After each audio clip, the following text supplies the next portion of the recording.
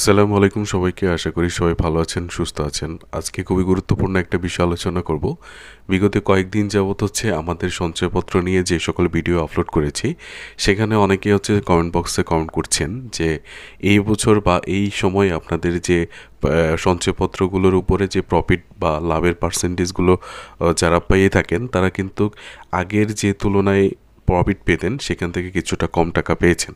তো বিষয়টি কেন হয়েছে আজকের পুরো বিষয়টি আপনাদেরকে বুঝিয়ে বলবো। তো গতকালকে বাংলাদেশ সরকারের পক্ষ থেকে জানানো হয়েছে এবং আমরা এই রিপোর্টটি কালেকশন করেছি প্রথম আলো থেকে। তারা বলেছে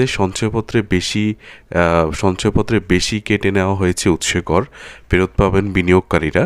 মানে আপনি যে সঞ্চয়পত্রটি করেছেন 5 লক্ষ টাকার কম যারা সঞ্চয়পত্র ক্রয় করেছেন, তাদের ক্ষেত্রে উৎসে করের যে বিষয়টি সেটা কাটার কথা ছিল 5%, অথচ সেটা কাটা হয় 10%।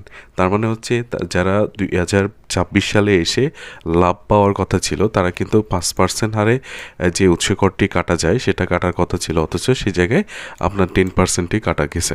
এবং এইরকম প্রায় 14.5 লাখ ক্ষুদ্র বিনিয়োগকারী কাছ থেকে 2 মাসে বাড়তি কাটা হয় 25 কোটি টাকা। তো এই বিষয়টি বুঝতে পেরেছেন আশা করি, যে 5 লক্ষ টাকার কম নিচে আমরা একটু পরে আলোচনা করব যে 5 লক্ষ টাকার কম বিনিয়োগ করেন যারা 5 লক্ষ টাকা কম টাকা রেখেছেন, তাদের ক্ষেত্রে কিন্তু উৎসে কর কিন্তু আমরা 5% হিসেব করেই কিন্তু আগে ক্যালকুলেশন করতাম। কিন্তু সরকার যেহেতু 10% টাকা কেটে রেখেছে, এবার কিন্তু সেটা কিন্তু ফেরত দিবে। এবং সঞ্চয়পত্রে 5 লাখ টাকা পর্যন্ত পুঞ্জীভূত বিনিয়োগের বিপরীতে অর্জিত মুনাফার উপর গত ডিসেম্বর এবং জানুয়ারিতে 5% বদলে 10% উৎসে কর কেটে নেওয়া হয়েছে। বাড়তি নেওয়া টাকা ফেরত দেওয়ার উদ্যোগ নিয়েছে সরকার।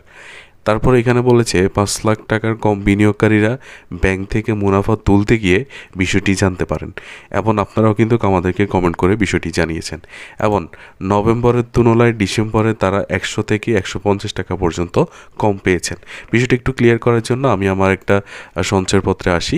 এখানে যে আপনাদেরকে সঞ্চয়পত্রের হিসাবগুলো আমরা ক্যালকুলেশন করতাম, যেমন সোনালী ব্যাংকে আপনারা অনেকেই সঞ্চয়পত্র ক্রয় করেছেন বা বিভিন্ন জায়গা থেকে সঞ্চয়পত্র ক্রয় করেছেন। এখন বিষয়টি এখানেই ঝামেলা। যেমন 1 লক্ষ টাকা বা এর অধিক যারা 2 লক্ষ 3 লক্ষ এরকম সঞ্চয়পত্র ক্রয় করেছেন, এখানে যে সঞ্চয়পত্রটি আপনি ক্রয় করেছেন, এখানে সঞ্চয়পত্রের উপরে আপনি যে প্রফিটটা পাচ্ছেন, মনে করেন আমি 5 বছর মেয়াদি পরিবার সঞ্চয়পত্র ক্রয় করেছি, এখান থেকে আমি 1 লক্ষ টাকা ক্রয় করেছি, আমার প্রফিট আসছে 878 টাকা।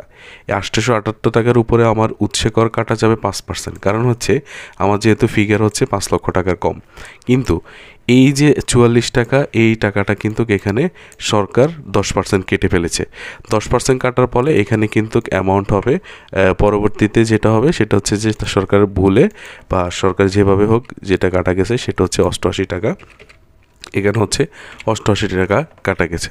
তার মানে এই বিষয়টা এখানে যে বাড়তি আরও 44 টাকা বেশি কেটে রেখেছে, এই 44 টাকা কিন্তু ফেরত পাবেন। এটা কিন্তু আমি বোঝানোর স্বার্থে বলেছি। অনেকের ক্ষেত্রে এখানে দেখা গেছে কি কেউ যে 5 লক্ষ টাকার জায়গায় 4 লক্ষ টাকা করতে পারে, অথবা কেউ 3 লক্ষ টাকা করতে পারে। এখানে যে যাদের ব্যক্তিগত বিষয়, এবং এখানে যার যত বেশি এখানে উৎসে করের মাত্রাও তত বেশি, বা প্রফিট যত বেশি হবে উৎসে করের কাটার পরিমাণও তত বেশি। এবং যে টাকা 5% মানে 5%-এর জায়গায় যেহেতু 10% কাটছে, মানে আরও 5% বেশি কেটে ফেলেছে, এটা কিন্তু এখন ফেরত নেওয়ার উদ্যোগ নিয়েছে। এই বিষয়টি কিন্তু আজকের আমরা এই নিউজে দিতে চেয়েছি। যারা আমাদেরকে অনেকেই অনেক জায়গা থেকে কমেন্ট করেছেন, আমরা দেখেছি ভিডিওর কমেন্ট বক্সে, যে আপনাদের গত নভেম্বরের থেকে ডিসেম্বর এবং জানুয়ারি মাসে যারা প্রফিট বা লাভ পাওয়ার কথা ছিল, সেখানে কিন্তু অনেক টাকা কমে গেছে। বেশিরভাগ সংখ্যক যে যারা 5 লক্ষ টাকার নিচে করেছেন, তাদের ক্ষেত্রে 100 থেকে 150 টাকা মুনাফা আপনারা কম পেয়েছেন। আশা করি এটা ঠিক করে দিবে, এটা আবার আপনারা ফেরত পাবেন।